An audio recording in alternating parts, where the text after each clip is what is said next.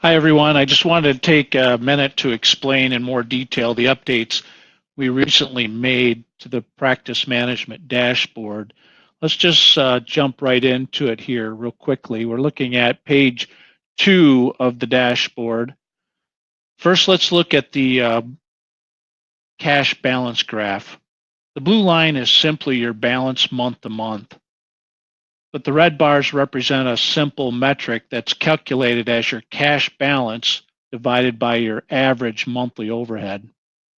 The benchmark shown is the dotted red line, and it's set up to be 1.5 months of general overhead.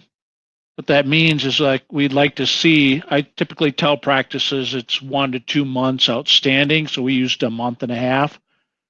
And the arrow on the right-hand side there, it points up because ideally you want to be at or above the dotted line.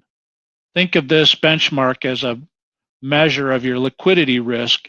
Keeping enough cash in the bank to cover at least 45 days of overhead is a good emergency fund, and it also will keep the level of stress down in your practice as the manager or you try to manage the bills.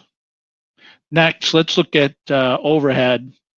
The graph here shows your cumulative overhead as a percentage each month. This simply means how much of the receipts have gone to cover the business expenses, like staffing costs and rent, supplies, those sorts of things.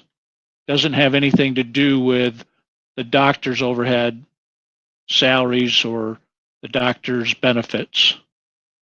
We're showing a benchmark at right around 65%.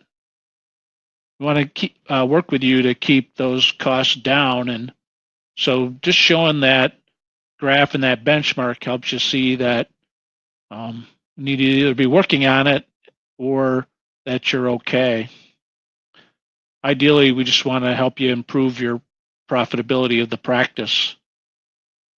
Finally, let's take a look at a couple of accounts receivable graphs of which I'm really excited about.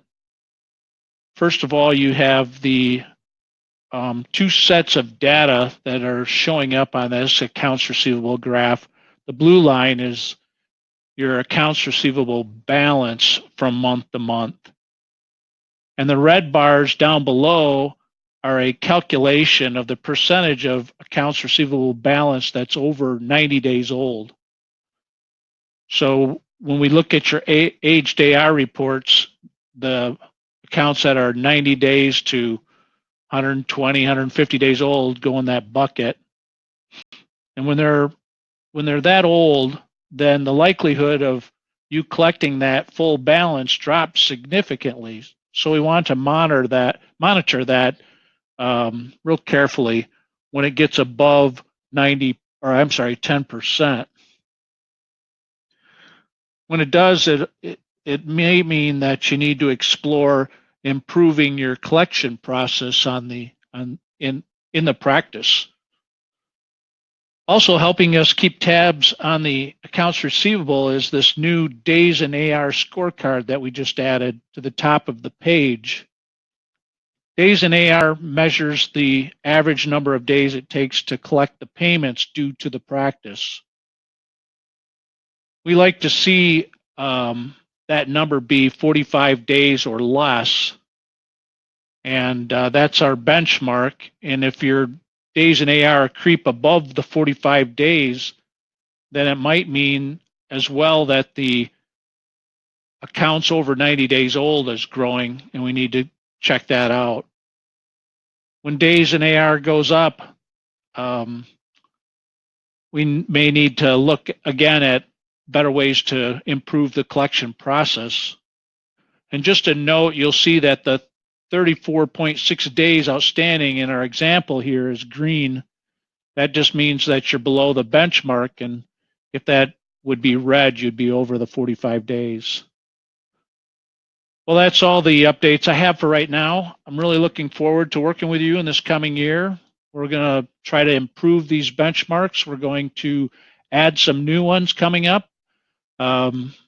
be ready for those. I think we're going to work on general overhead next and really try to hone in on specific areas of the general overhead.